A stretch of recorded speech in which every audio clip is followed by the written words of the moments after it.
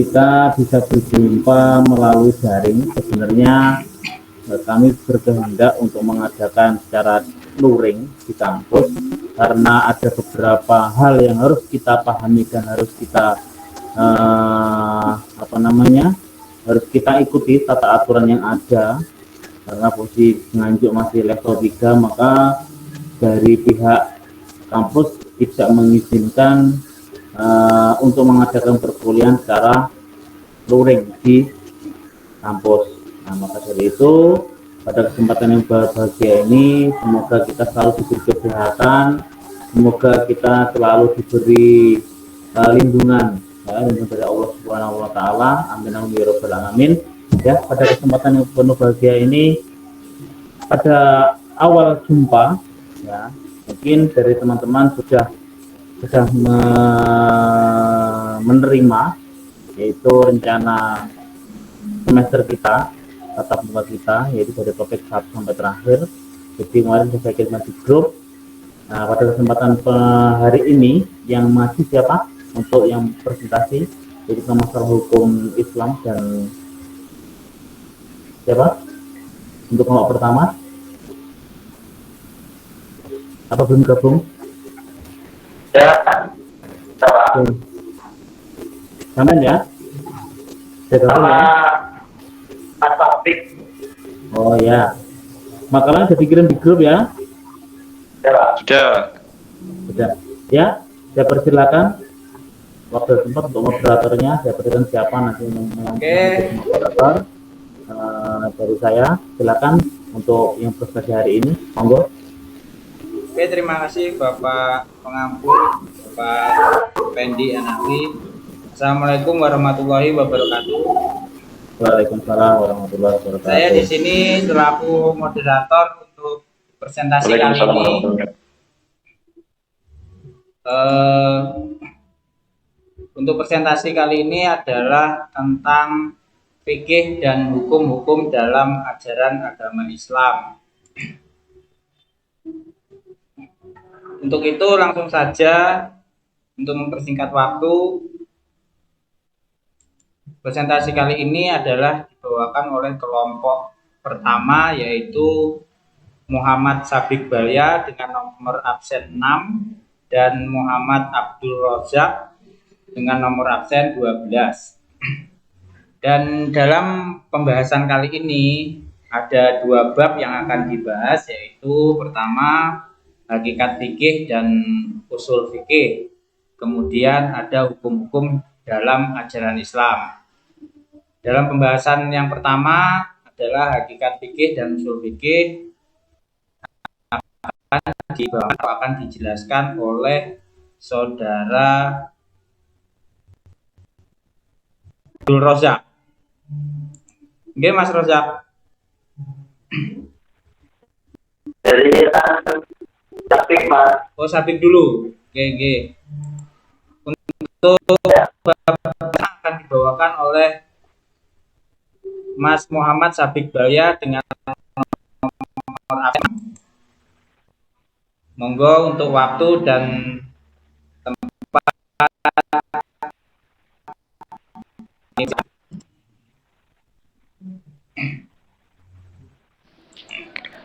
Ya, bismillahirrahmanirrahim. Assalamualaikum warahmatullahi wabarakatuh. Terima kasih kepada moderator. Saya dan rekan saya Muhammad Abdul Rozak di sini ingin mempresentasikan makalah kami dengan bahasan yakni fikih dan hukum dalam ajaran agama Islam. Perlu kita pahami bersama bahwasanya fikih itu merupakan secara bahasa fikih itu adalah paham, al-fahmu atau pemahaman. Sedangkan terjemah al-mu'jamnya adalah idaqu ikul umur, yakni pemaham yang berbicara terhadap apa yang dibicarakannya, atau ibarah anfahmu aradu al-mutakallam kalamihi, atau kesadaran mendalam terhadap inti daripada permasalahan. Nah, fikih ini apa itu namanya, secara terperinci itu juga sudah disebutkan di dalam Al-Quran, di Quran surat An-Nisa ayat 78. Ya, bisa dibuka dalam firman Allah, Quran surat An-Nisa ayat 78, yang artinya adalah, maka mengapa orang-orang itu, orang munafik, hampir-hampir tidak memahami pembicaraan sedikit pun. Nah, ini salah satu daripada pengertian yang sudah saya jelaskan tadi. Kemudian ketika di apa itu namanya, istilah Al-Qurtubi, ya, asal dari Mesir, itu menjabarkan di dalam bukunya Bainal Syubhatahid Din wal Akad Dibil Muftarin, mengatakan bahwasanya fikih adalah analisa fuqaha pada garis dilalat nasakh atau pada sesuatu yang tidak ada pada nasnya. Dan istilah ini juga mengandung arti-arti yang banyak sekali menurut ulama-ulama fikih dan juga ulama-ulama usul, terutama apa itu namanya, Profesor Dr. TM Hasbi dan As-Siddiqi itu menjabarkan fikih merupakan suatu hukum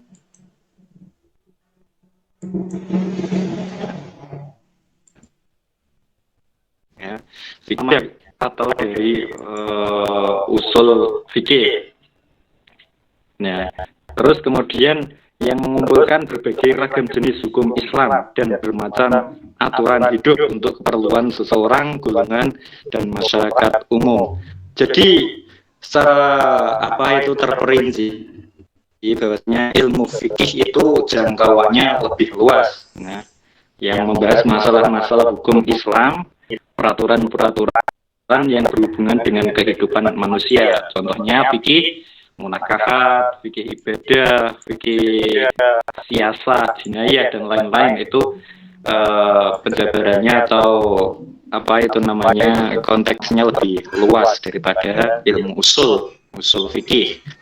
Kemudian Ustadz Abdul Hamid Al-Hakim itu juga menerangkan bahwasanya fikih menurut bahasa adalah faham, maka tahu aku akan perkataan engkau, artinya faham aku faham gitu. Fikih menurut istilah ialah mengetahui hukum-hukum agama Islam dengan cara atau jalannya ijtihad. Nah, dalam melakukan apa itu namanya fakih itu diperlukan ijtihad. Jadi menurut Ustadz Abdul seperti itu. Kemudian kita berlanjut ke pengertian usul fikih, ya. Sebagaimana kita ketahui, uslu itu namanya atau pengertiannya adalah akar atau dapat diartikan sebagai dasar, asas dalam arti tamthilan. Jika fikih adalah paham mengenai sesuatu, maka jika kita gabungkan, usul fikih adalah dasar yang dipakai oleh orang untuk membentuk hukum dalam kehidupan, untuk mengatur kehidupan manusia. Ini ada beberapa ulama fikih yang masyhur, terutama Profesor Abdul Wahab Khalaf. Ini definisi usul fikihnya ini juga dapat dibaca atau dilihat bahwasanya usul fikih adalah tentang kaidah-kaidah dan pembahasan-pembahasan yang merupakan cara untuk menemukan hukum-hukum syara. Nah, jadi langkah-langkah untuk membentuk suatu produk fikih itu perlu adanya kajian usul fikih atau dasar daripada suatu pemikiran atau berijtihadnya itu tadi. Kemudian Hanafi ini juga pengertian mengenai usul fikih. Usul adalah sumber, kalau fikihnya itu adalah mengetahui hukum-hukum syara tentang ini garis besarnya adalah seorang mukallaf, seperti hukum wajib, haram, mubah, dan lain sebagainya itu. Kemudian kita lanjut ke hukum-hukum dalam ajaran Islam.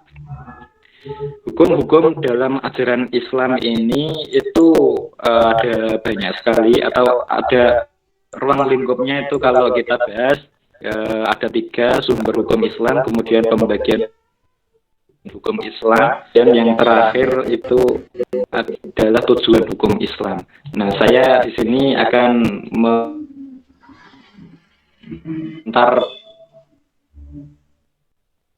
kemudian mengenai hukum-hukum ajaran Islam ini menurut Abdul Ghani adalah dalam bukunya yang diterbitkan di Gema Insani, itu hukum Islam sebagai hukum yang bersumber dan menjadi bagian dari agama Islam. Jadi hukum Islam ini sendiri memang sangat sangat vital sekali, sangat diperlukan sekali untuk mengatur kehidupan umat Islam. Kemudian Amir Syarifuddin ini juga dalam bukunya hukum Islam menurutnya itu sebagai perangkat peraturan wahyu Allah yang mengatur tentang tingkah laku manusia mukallaf yang diakui dan diyakini. Dan kemudian oleh Bu Eva Iriani, menurutnya itu syariat atau hukum Islam itu adalah syariat Islam yang berisi sistem kaidah-kaidah yang didasarkan wahyu Allah. Jadi kalau misalnya memakai aturan-aturan ulama itu juga masuknya di sini, karena ulama-ulama itu merupakan tim pembentuk ijtihad yang disebut ulama fuqaha ya. Itu juga berdasarkan kepada keempat, yakni Al-Quran, Sunnah, Ijma, dan Qiyas itu sendiri. Ya, kemudian hukum Islam di sini ada 4 secara garis besarnya. Ada Al-Quran, Qiyas sendiri sudah kita ketahui bersama bahwasanya Al-Quran ini merupakan sumber wahyu paling utama. Jadi kalau tidak ada Al-Quran juga tidak ada yang namanya ijtihad, atau tidak punya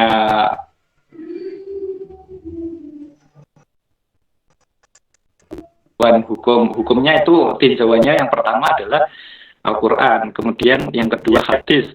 Hadis ini atau merupakan sunnah, merupakan sesuatu yang diucapkan, yang menjadi perbuatan, yang menjadi ketetapan dari baginda Rasul Muhammad SAW, yang mana hadis ini dijadikan oleh ulama sebagai patokan juga setelah Al-Quran, dan yang kedua adalah hadis.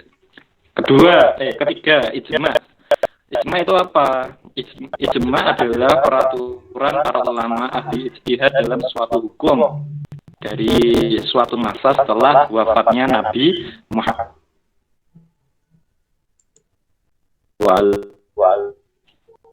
Ada perbedaan antara madhab 4, yakni yang pertama menurut madhab Hanafi, ijma'nya adalah sahabat Nabi.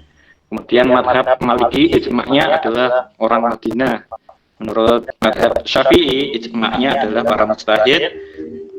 Kemudian menurut madhab Hambali, ijma'nya adalah sahabat Nabi, sama seperti madhab Hanafi. Kemudian kedudukan ijma ini sendiri, dia ulama juga atau madhab 4 juga berselisih atau berbeda pendapat. Ijma kalau menurut Imam Maliki itu nomor 2 setelah Al-Quran, ya. Jadi ketetapan ulama itu menurutnya Imam Maliki dia itu nomor 2 setelah Al-Quran, yakni ijma. Kemudian yang nomor 3 itu baru as-sunnah. Menurut Imam Hanafi, Imam Syafi'i, itu ijma nomor di bawah, apa itu namanya, Al-Quran, As-Sunnah, kemudian ijma. Kemudian yang terakhir sebagai sumber hukum Islam adalah qiyas. Qiyas ini definisinya juga banyak menurut ulama. Tetapi yang masyhur yang kita tahu, qiyas itu ada atau menghubungkan sesuatu kejadian yang tidak ada nasnya kepada kejadian yang ada nasnya. Ketika kita ambil suatu contoh di dalam Al-Quran, di dalam Al-Hadis, di dalam ijma itu tidak ada, maka qiyas di sini bisa menjadi apa itu namanya, menjadi rujukan atau menjadi sumber yang nomor 4 setelah Al-Quran, Sunnah, ijma, dan qiyas. Contohnya qiyas itu juga kemarin seperti Basul Masail mengenai kripto, ya. Kemudian lagi mengenai dan itu sendiri. Itu saja dari saya, penjelasan dari saya. Selanjutnya saya berikan kepada moderator untuk menyampaikan pembahasan yang selanjutnya kepada Muhammad Rozak. Silakan. Oke, terima kasih kepada Saudara Muhammad Sabik yang telah memberikan penjelasan. Yaitu tentang pembagian hukum Islam yang akan oleh Saudara Muhammad Abdul Rozak. Waktu dan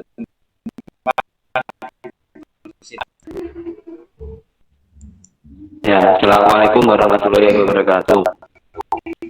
Nah, di sini saya akan menyambung pembahasan dari rekan Sabik mengenai fikih, dan ini saya menambahi untuk pembagian hukum Islam sama tujuan hukum Islam.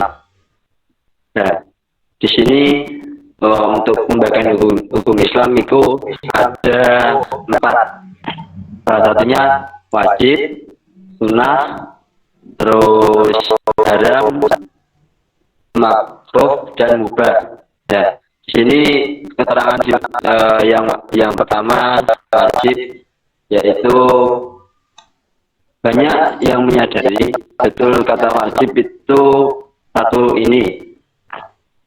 Dikatakan wajib apabila dikerjakan perbuatan akan mendapatkan pahala, apabila meninggalkan kewajiban akan mendapatkan siksa atau dosa, kecuali bagi orang yang tidak mengetahui ilmu atau aturan. Yang kedua, sunnah.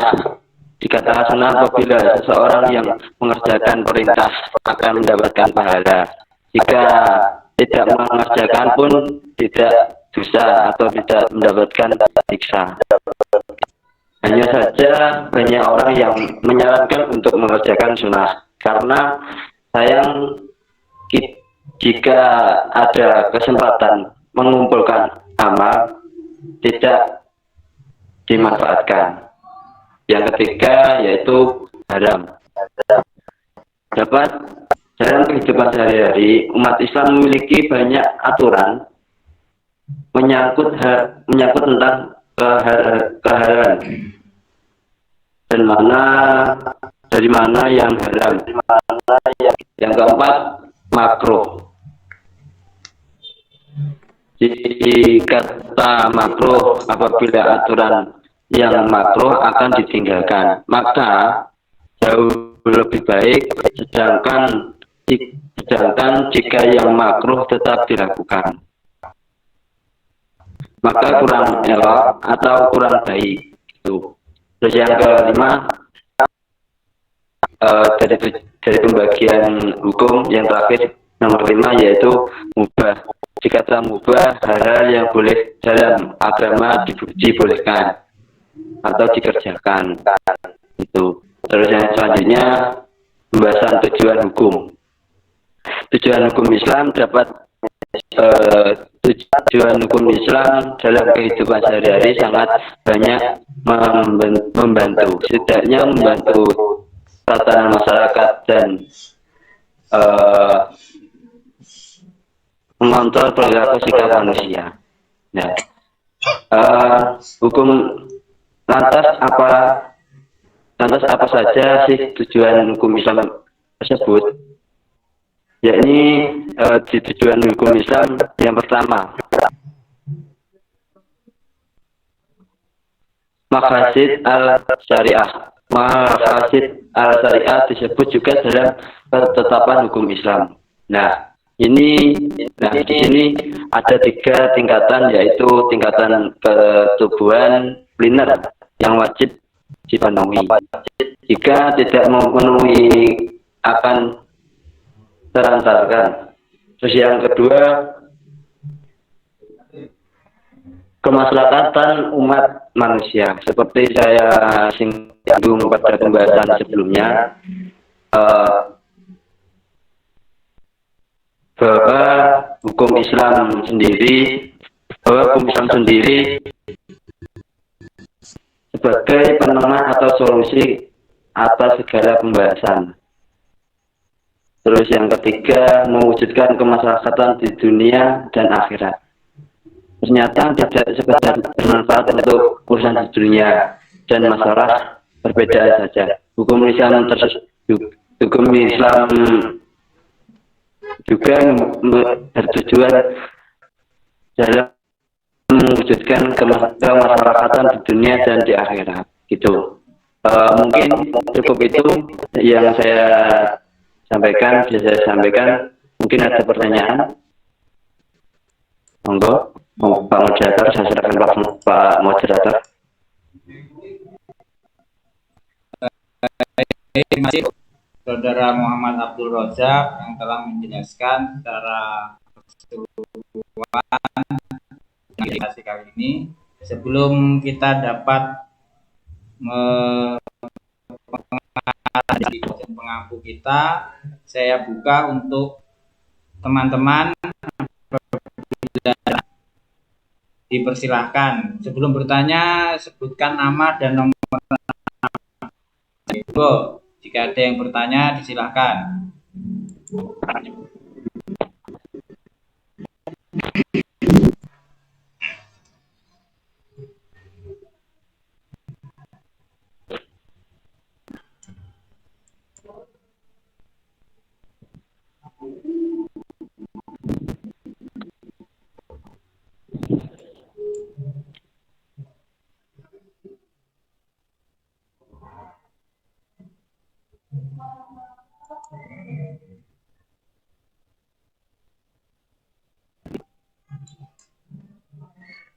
Gimana teman-teman?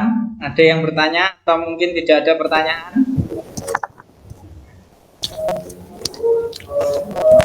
Sampai sendiri aja Mas Indra yang ditanya.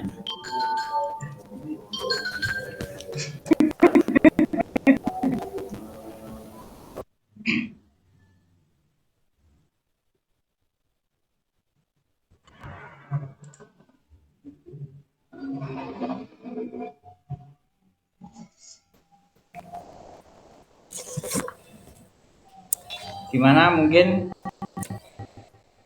Mas Zainuddin bertanya atau Mas Yusuf?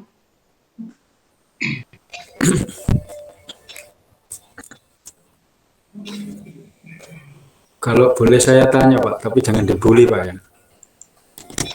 Siap, monggo, monggo.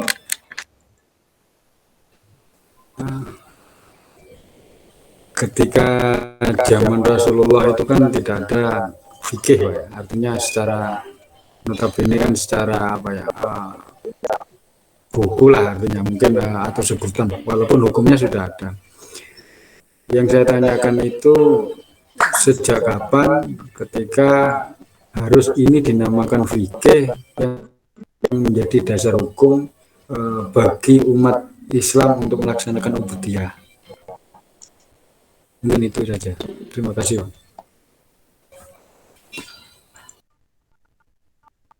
Mas Zainuddin,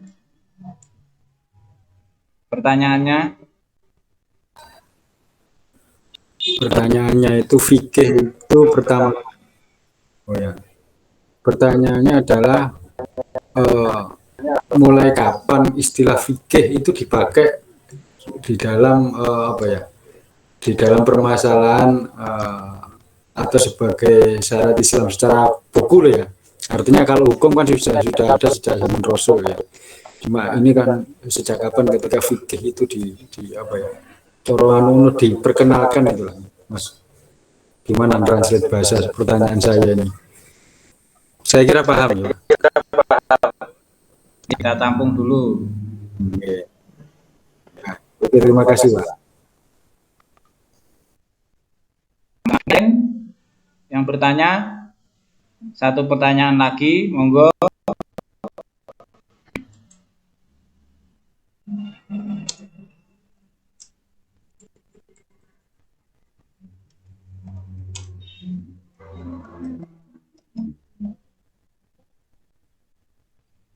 Monggo teman-teman kalau ada pertanyaan.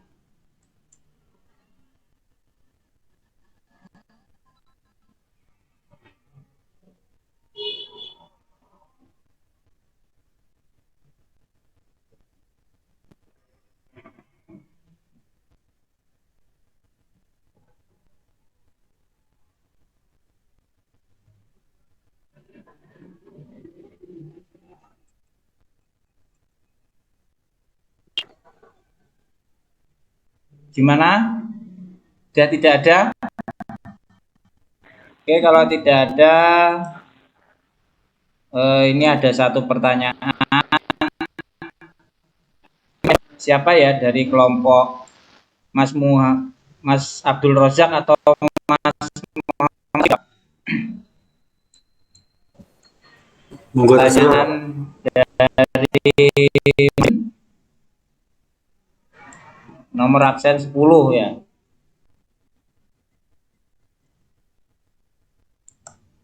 Oke, ini pertanyaan ditujukan kepada, jadi pertanyaan Mas Zainuddin, mungkin dipakai atau dipergunakan untuk mengatur hukum-hukum Islam ini. Kurang lebih seperti itu. Karena mungkin dari pertanyaan Mas Zainuddin. Oke, baik. Al-Quran yang berjalan ya. Atau mulai kapan istilah fikih ini dipakai atau dipergunakan untuk menentukan Islam hingga saat ini. Monggo untuk penjelasannya kelompok pemateri atau pemakalah, waktu dan tempat saya persilakan.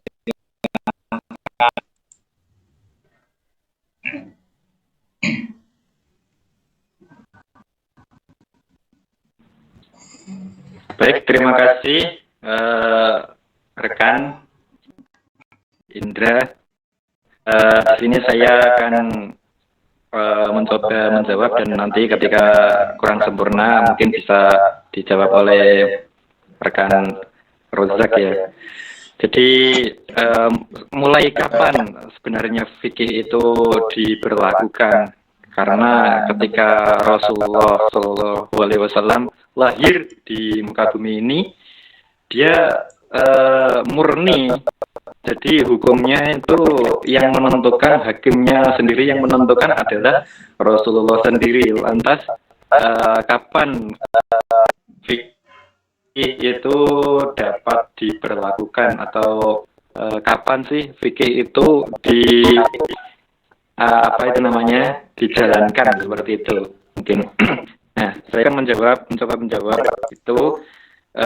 Fikih sebenarnya itu hanya istilah saja untuk atau bisa bisa dipahami bersama bahwasanya fikih itu merupakan sebuah pemahaman tentang syariat atau hukum yang mana mungkin Rasulullah SAW hadir di muka bumi itu di dalam menetapkan hukum. Dia sebenarnya juga melakukan ijtihad Nah, bagian dari ijtihad itu sendiri itu sebenarnya juga bisa dikatakan fikih, karena fikih menurutnya siapa itu tadi merupakan produk daripada suatu hukum atau dalil, dan yang menjadi ketetapan itu adalah ibadahnya itu sendiri untuk diberlakukan. Jadi ketika kita mengangan-angan bahwasanya fikih itu mulai dari zaman sahabat atau zaman tabi'ut tabi'in. Nah, itu juga saya kira kurang tepat, karena pada Rasulullah SAW dalam berijtihad itu, saya kira ijtihadnya itu juga dinamakan fikih, karena fikih ketika kita ambil secara definisi itu merupakan sebuah gambaran bahwasanya melakukan hukum itu harus melalui pemahaman, atau pemahaman dalam menetapkan hukum itu merupakan istilah dari fikih itu sendiri. Lantas fikih yang sebenarnya, fikih yang istilahnya kita ketahui bersama, fikih itu mulai pada saat konferensi atau madhabil arba'ah itu sendiri. Ya mungkin khalifah terlebih dahulu juga apa itu namanya pernah melakukan ijtihad yang lain, akan tetapi yang apa itu namanya yang terkenal atau masyhur di kalangan kita semuanya, fikih merupakan hasil dari apa itu namanya produk dari mazhab 4 itu sendiri, yakni mazhab Hanafi, Maliki, Syafi'i, Hambali, yang merupakan dia itu juga membahas mengenai sumber-sumber atau kedudukan daripada seperti Al-Quran, seperti hadis, seperti ijma, seperti qiyas dan istihsan. Dan konteks daripada fikih ini sendiri adalah keempatnya itu tadi. Jadi penggabungan antara Quran, hadis, ijma, qiyas, lalu ditetapkanlah sebagai hukum fikih. Dan fikihnya ini sendiri kan luas, jadi mungkin pembahasannya sangat banyak sekali. Ada istihsan, ada masalah mursalah, dan lain-lain, uruf. Nah, itu mungkin itu saja yang saya ketahui. Bila ada tambahan, silahkan Mas Muhammad Rozak. Terima kasih. Oke, terima kasih untuk mungkin Mas Muhammad Abdul Rozak bisa menambahkan atau mungkin ada tambahan. Waktu dan tempat dipersilahkan. Belum ada ini Pak, masih mencari referensinya.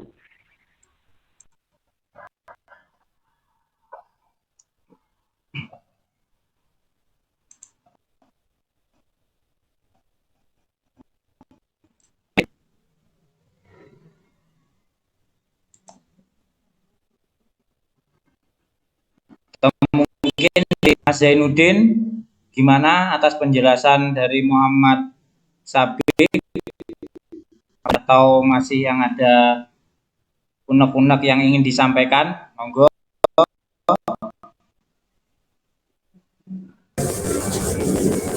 Ya sudah jelas, cuma butuh referensi aja.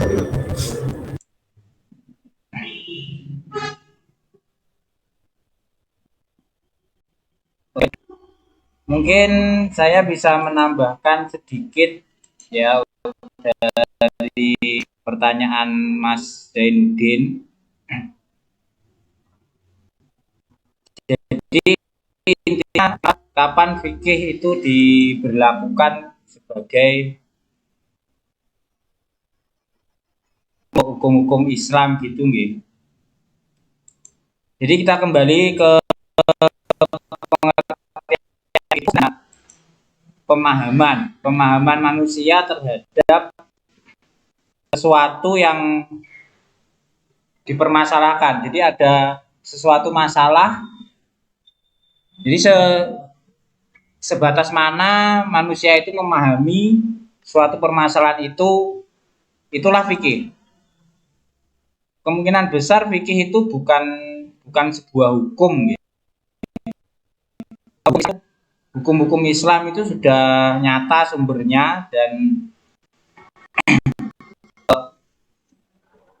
sumber-sumber hukum Islam itu yang jelas itu pertama dari Al-Quran, kemudian Al-Hadis, dan ijma, dan qiyas ataupun fatwa-fatwa ulama. Ini kan kenapa kok dikatakan fikih? Fikih itu menurut saya lebih penjelasan dari pengertian masalah tersebut. Katakanlah fikih Imam Syafi'i. Nah, itu adalah pengertian Imam Syafi'i menjelaskan kejelasan dari arti-arti hukum-hukum Islam sesuai pemikiran. Begitu pula dengan Imam Hanafi, Imam Hambali, dan imam-imam lainnya.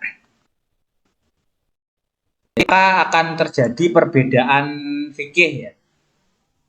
Kalau bicara tentang fikih itu selalu ada perbedaan. Kalau tidak ada perbedaan dan perdebatan itu namanya bukan fikih.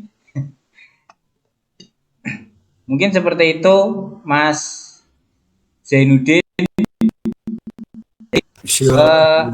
Kemungkinan fikih itu hanya untuk bagaimana hukum Islam yang sudah ada.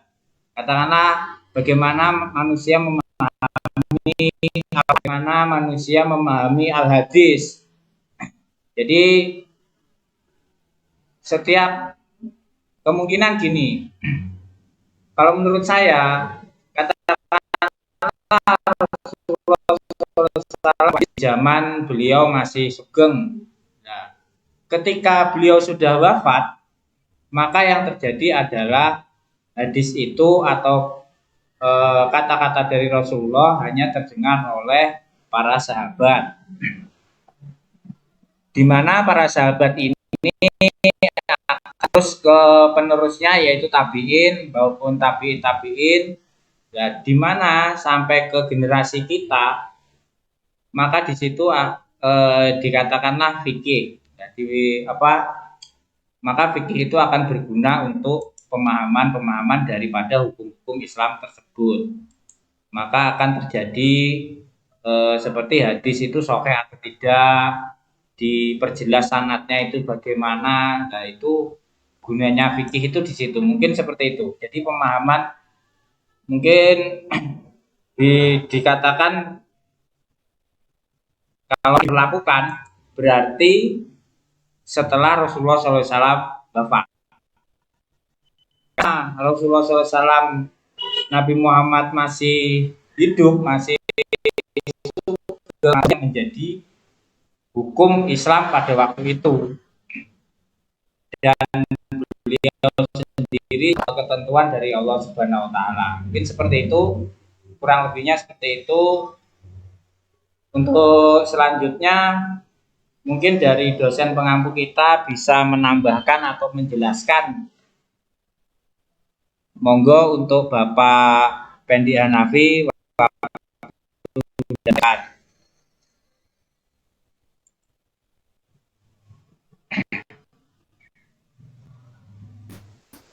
Ditutup dulu ya. Ditutup dulu. Oh, ditutup dulu. Yes.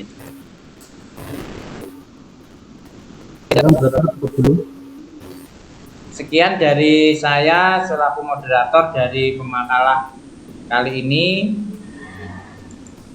Ada atau ada salah kata dari saya mohon maaf. Assalamualaikum warahmatullahi wabarakatuh. Untuk sesi selanjutnya saya persilakan kita Bapak Pendi Hanafi untuk memberikan penjelasan atau pengarahan tentang presentasi kali ini. Waktu dan tempat saya Bismillahirrahmanirrahim. Alhamdulillah, untuk presentasi kita pada hari ini dengan baik sekali. Hampir saja teman-teman juga baik. Saya harapkan ini terus berkelanjutan untuk pertemuan yang akan datang sampai di akhir nanti. Nah, jadi terus berjalan bersama-sama. Sebenarnya penentuan hukum fikih itu berdasarkan dari ada 4 hal, yaitu berdasarkan atas adanya dari Al-Quran sumbernya, yang kedua itu dari hadis, yang kedua dari ijma' manusia. Nah, keberlakuan dari yang namanya Al-Quran dan hadis itu ketika menjadikan mutlak adanya dari hukum itu sendiri. Nah, ketika ijma itu berjalan, sebenarnya kenapa kok ada ijma dengan kias itu diadakan perdebatan karena pada waktu itu tidak ada penentuan hukum fikih yang berdasarkan Al-Quran dengan hadis. Misalnya ini, yaitu semua tidak ada dengan yang namanya penentuan tentang makanan. Jadi makanan semuanya kalau kita amati bersama-sama, ini adalah hukumnya halal. Kehalalan dia karena dia itu memiliki unsur makanannya. Tapi ketika makanan itu memiliki unsur sebuah mazharat atau yang disebut dengan mungkin ketika ada manfaatannya ataupun merugikan untuk kehidupan manusia, maka makanan itu menjadi haram. Contohnya babi. Kenapa babi itu menjadikan dia itu haram? Karena babi itu dia memiliki sebuah unsur yang merugikan manusia, karena dalamnya ada kandungannya dan alkohol dan sebagainya itu. Nah, tetapi di sini untuk hukum masalah-masalah ada untuk ketentuan dari seperti halnya kita dan sebagainya, kenapa dia menjadi sebuah ini menjadi perdebatan. Nah, seperti kemarin saya pernah mengikuti sebelum mendengarkan dari Pak Abdurrahman, Dr. Abdurrahman, bahwasanya dan sektor utama, kalau yang namanya hewan itu dia hidupnya di dua alam, maka dia menjadikan hukumnya itu haram. Tapi kalau kamu dia satu alam, maka dia dijadikan hukumnya halal. Nah, di sini masalah kitab. Kalau kita bersama-sama, yang namanya kitab ini adalah yaitu fuqahat, tidak memiliki dasar hukumnya, karena pada waktu itu di zaman Rasulullah tidak ada fikih. Jadi di sini yang namanya fikih, ya fikih itu adalah sebuah kesimpulan dari usul atau usul sebuah ketentuan hukum itu sendiri, yang mana fikih itu adalah sebuah hukum syarak yang mana harus dilaksanakan oleh umat yang begitu ya. Untuk pelaksanaan sebenarnya kapan? Kalau sama saya pribadi, kalau saya pahami, untuk ketentuan hukum fikih itu kalau sama dia berdasarkan hadis, yang paling utama itu hadis dengan Al-Quran, yang Al-Quran sebagai landasan utama, berarti yang namanya hukum fikih itu dilaksanakan pada zaman Rasulullah tidak ada, karena kiblatnya berbagai hadis dengan qaul Rasulullah beserta dari Al-Quran seperti itu. Nah, baru timbulan yang namanya perdebatan setelah Rasulullah meninggal dunia tentang masalah zakat itu bagaimana. Akhirnya ada pada zamannya Abu Bakar As-Siddiq, di sana ada perdebatan, iya nanti yang Rasul tidak ada, berarti yang namanya zakat sudah hilang. Tidak seperti itu, karena zakat menjadi asasnya rukun Islam, ada 5 tadi, makanya di sini yang namanya zakat fitrah menjadikan wajib itu sekarang berdasarkan atas apa yang ada di qaul Rasulullah. Nah, itu dia. Ya. Baru nanti ada beberapa pengembangan seperti halnya di zaman dahulu untuk pelaksanaan sholat tarawih itu pun saya perkirakan zamannya Rasulullah tidak kalau semuanya andai kata Rasulullah itu menjalankan sebuah ibadah, ya sebuah ibadah ibadah itu ibadah tarawih, ibadah sunnah. Kalau namanya sholat tarawih itu setiap hari dilaksanakan, maka ini akan menjadikan kewajiban, karena melihat ada yang namanya Rasulullah melaksanakan setiap hari untuk melakukan sholat jamaah tarawih. Tapi di sini ada sholat sama Rasulullah. Menurut saya lupa itu. Itu seperti itu. Ini kan yang saya. Jadi ini saya akan mengembangkan sedikit ya untuk masalah ini sebuah makalah. Ya, sebuah makalah di sini. Jadi untuk cover, ya cover tolong jangan kita miring ya. untuk bagi pemenuhan tugas mata kuliah itu jangan dicetak miring untuk covernya ya, karena untuk cetak miring itu berlaku kala itu sebagai bahasa asing atau mungkin dia itu arti dari sebuah Rasulullah ataupun dari Al-Quran. Jadi tolong jangan cetak miring, untuk itu sudah bagus. Nah terus di sini kita lagi ya, jadi kalau sama menulis sebuah kutipan ya, kutipan langsung untuk penyertaan namanya itu jangan ditulis namanya, nama gelarnya itu langsung saja nggak apa-apa. Dalam kalau dari ininya di sini yang namanya penulisan nama nggak harus diangkat, artinya ini untuk gelarnya dihilangkan saja gitu ya.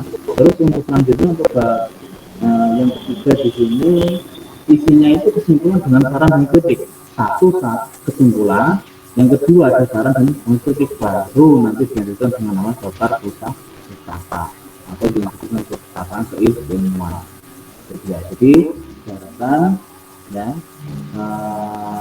untuk penulisan sebuah karya ilmiah seperti tadi, kalau sama saudara nanti sudah terbiasa menulis karya ilmiah seperti itu, maka nanti pada waktu penyusunan di tugas akhir ini Allah tidak ada kesulitan lagi. Nah, jadi jangan begitu bagaimana semua untuk dipahami gitu ya. Nah, jadi seperti itu ya. Jadi kesempatan yang penuh bahagia ini saya ucapkan terima kasih banyak kepada ketua kelas, khususnya secara umum kepada anggota kelas dan yang presentasi hari ini. Saya mau terima kasih dan bertanya kasih dari PD LBI NO Sidoarjo. Ya betul ya. Ini siapa namanya ini? Masa namanya? Oh Pak Januddin juga mas. Iya, apa ini? Coba dilihat gambarnya, kemudian dibuka, kameranya dibuka coba. Oh iya, Mas Januddin. Mas Januddin dari Sidoarjo, asli? Iya Pak. Nah, yang dari Sidoarjo kan katanya ada 3 orang atau 2? Iya. Katanya. Itu sama Ali Rozaki sama Nizar Taif. Ali Rozaki. Ya, Ali Rozaki. Ali Rozaki, oh tadi yang presentasi tadi ya. Sama Ya. satunya lagi? Satunya Muhammad Taif Nizar Fatoni. Mas Taif Nizar Fatoni juga. Hadir Bapak. Oh Nizar Saim ya. Coba di kamarnya dibuka mas di Sidoarjo. Nah, dari semuanya ya, dari semuanya ini, dari mungkin dari apa namanya itu? Ibnu. Wah, sudah purna Pak. Udah pernah ya, alhamdulillah. Yang masih kecantol tinggal 1 yang di Tapi di kartun NO bang. Iya, insya Allah ada. Sudah Suriah mas. Ya, selamat bergabung untuk teman-teman semuanya. Oh, ya. Nah, kalau Mas Indra Mas Indra. Dari mana Mas Indra? Rumahnya Mas Indra? Dari Ngeluyu. Oh, Anjo. Mana? Mana? Ngeluyu. Oh, Ngeluyu. Ngeluyu ya, sing anu iku ya sadurunge pertigaan iku ya. Ya, gondang tuh. atas Pak. Yang penting orang-orang yang pertigaan itu ya. Ya. Jadi selamat bergabung teman-teman Mas Ilham, ada Mas Rozaki, Mas Muhsin, Rozali, Mbak Anissa ya. Saya ganti tak? Mbak Anissa? Iya. Ini. Iya Pak. Terus sama Mbak Ilma ya, satunya lagi ya. Iya Pak. Teman. Oh, benar ya.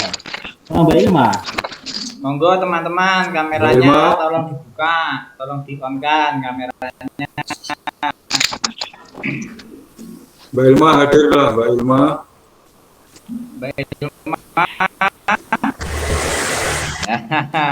Ngono lah ketak aja. Yusufnya, Mas Topik, Mas Topik, Topik. Mas Taufik, Mas Yusuf, monggo dibuka kameranya.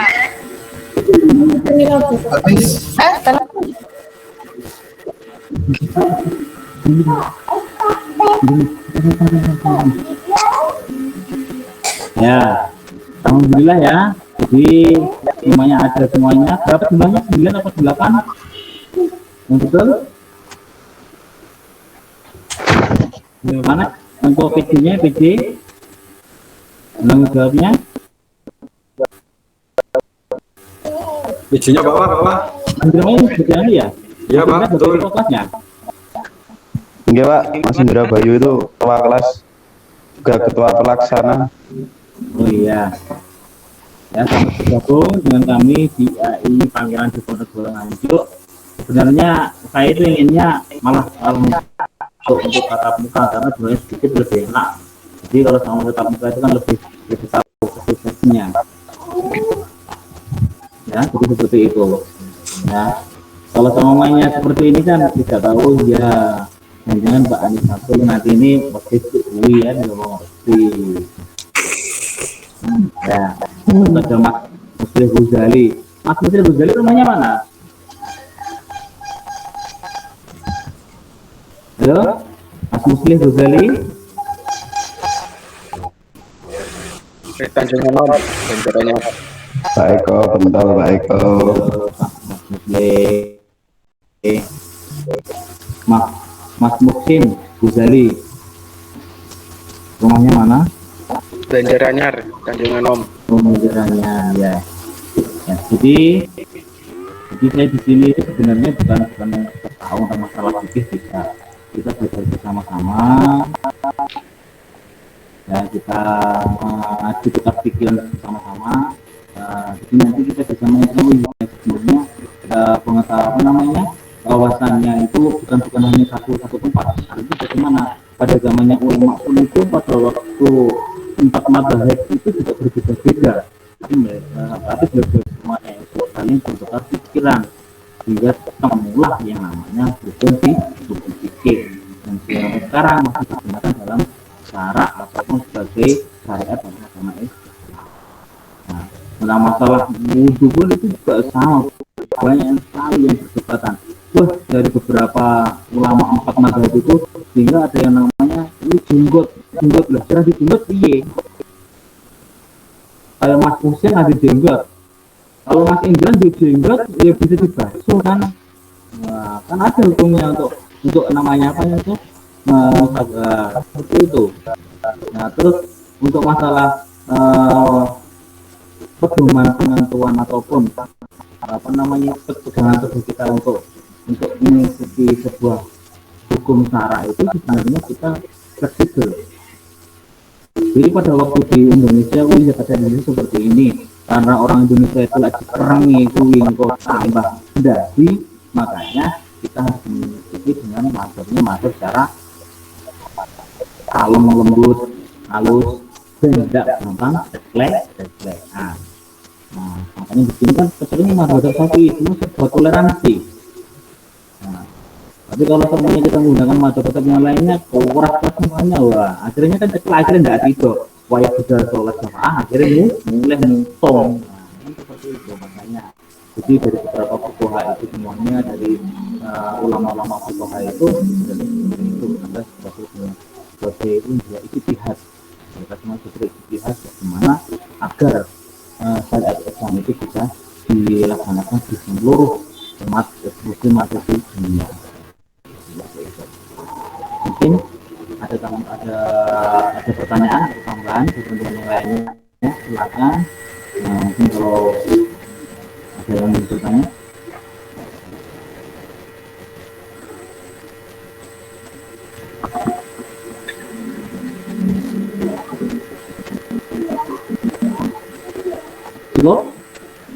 Cukup ya? Cukup Pak. Allah cukup Pak. Cukup ya? Ya, mungkin kita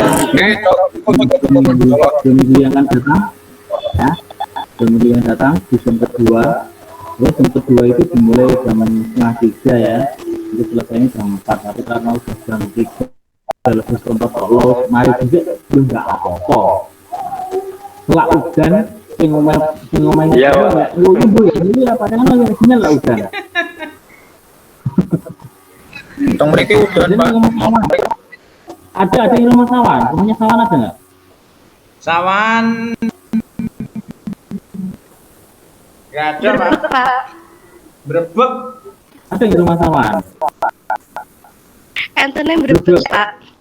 Oh Brebek. Brebek, Pak. Iya, Nggak sampai iya. sawan. Kadang itu dulunya pernah apalagi itu di Etan, karena Tanjung Lanong, mulai tua sampai ke Prambon. Lalu dulu saya pernah mau mengadakan Google Meet itu dari teman-teman sana itu, Pak, udah sinyalnya angel. Yang posisikan yang pinggir belakang gede, artinya perbatasan kosong ya. Tapi kan posisinya kan di daerah seperti mana itu sawah, bisa maklumi karena pegunungan ya. Jadi seperti itu ya, mungkin saya mohon maaf apabila ada salah kata dari saya ataupun mungkin kurang positif kepada semuanya. Jadi tolong untuk tadi itu penyusunan secara ilmiah kita berusaha untuk yang terbaik, bukan yang paling benar sendiri. Mana tuh yang lebih baiknya kan seperti itu ya, karena tidak ada salahnya. Sebenarnya kalau semuanya kita kalau kita pribadi, kita bukan manusia yang sempurna, tapi kita berusaha untuk sempurna.